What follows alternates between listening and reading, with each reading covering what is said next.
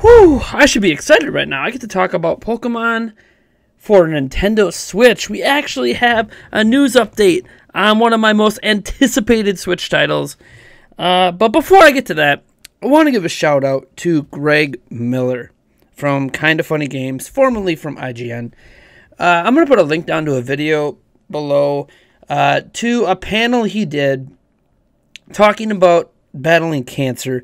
The reason it's hard for me to get excited right now is because I just got done watching the video, and I've had family members of my own go through cancer, and never really understood everything. And back when Greg Miller was diagnosed in 2012 and went through his chemotherapy and did all this stuff, I wasn't a big follower of his. I'm a Nintendo guy. He was more on the Sony side of things over at PlayStation for IGN and Podcast Beyond and blah, blah, blah. Now that he does Kinda Funny, he does get to talk about Nintendo, and I pay a lot more attention. So I knew he had cancer, but I didn't really understand his journey until I watched this hour-long panel he did. And I just want to, for anyone out there who's wondering, whose family member is going through cancer, like I've had, and obviously like Greg Miller went through, go watch it. If you're ever wondering, what they're going through, maybe what they're not telling you about how they feel, or maybe it's a relative you're not taking care of, it definitely brings some appreciation and some light to a really, really terrible situation. I think all of us, together could say F cancer, but the realities of cancer is it's hard, and not everyone's as fortunate as Greg Miller to have a kind of cancer that he can push through and can survive and can go on to live his life. Appreciate every day. Live it to the fullest. Now let's talk about a day that's way in the future. Pokemon on Nintendo Switch. So the following comes from a GameSpot interview with Pokemon Ultra Sun and Moon producer Shigeru Omori. He said this: "Of course, we have a limited number of staff available to us, but we have a very varied staff within the company. We have younger staff members and also veterans who have been working on the series for a long time. Very technically gifted staff members. We want to use these staff in the best way possible.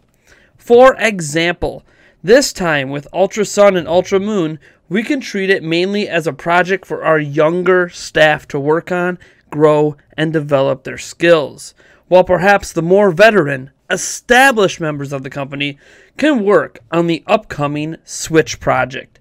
That's an approach we often take, having a growth-based project for younger staff members, and then a new project for the existing veterans.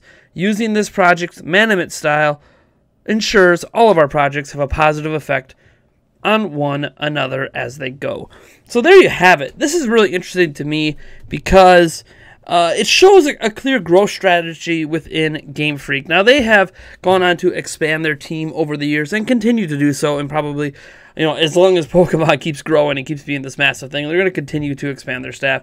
It also makes me more accepting of games like when Black and White 2 came out, and now Pokemon Sun, Ultra Sun, and Ultra Moon. I always treated these games as kind of throwaway games, right? They're there just because they needed to release something, right? But maybe they're there because they need to get that new staff, the younger staff, trained properly on how to go about doing things when it comes to making Pokemon games, understanding how a Pokemon game is made and the programming base and their approach to development. And I gotta say, it excites me to know that the veterans are working on Pokemon for Nintendo Switch. Now, I could argue that maybe I shouldn't be excited because I haven't honestly liked the direction of Pokemon over the last 15 years. But at the same point, there was also that recent report we did where they were talking about Ultra Sun and Ultra Moon being the ultimate, like the penultimate game for 3DS, basically their final 3DS game, and how they try to push the system to its max every single time, and they think Ultra Sun, Ultra Moon is kind of the culmination of their efforts of maxing out the capabilities of the 3DS. And that makes me excited because it means that whatever they're working on for Switch, they're going to try to maximize the capabilities of Switch, be it the Joy-Cons or the IR sensors or the motion controls, with the gyro stuff or the amiibo functionality, which I know is all stuff you guys might not care about, but also the power of the platform itself and taking advantage of portable mode and like docked mode. Like, it really excited to see what they do with that. And I have a lot of criticisms of Pokemon over the last 15 years. However, I have to say a lot of those criticisms come without the experience. It comes from the outside looking in. It comes with just tasting the games rather than diving in and getting a full flavor for what it is. So a lot of my criticisms could be completely unfounded. That's why I'm not really going to talk about them here.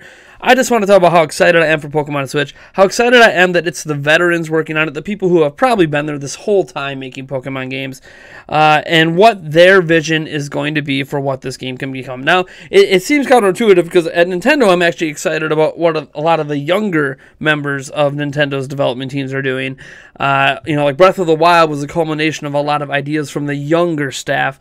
Splatoon 2 and ARMS, again, a culmination of ideas from the younger staff. So I'm really interested in what the younger guard is doing there versus the older. Although the older, does things like Super Mario Odyssey, and that's really exciting as well. So it's not like the old guard, Miyamoto and crew are just washed up and not worthy of making games. But it's nice seeing some fresh ideas.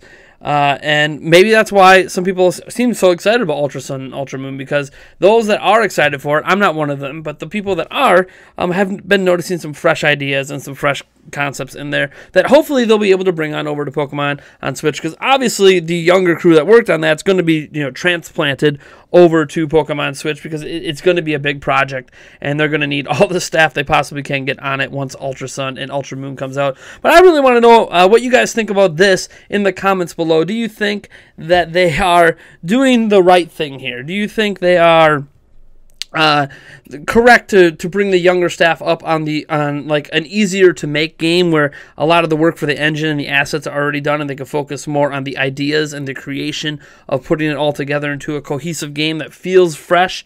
And having the veteran staff work on Pokemon on Switch. What do you think? What are your thoughts?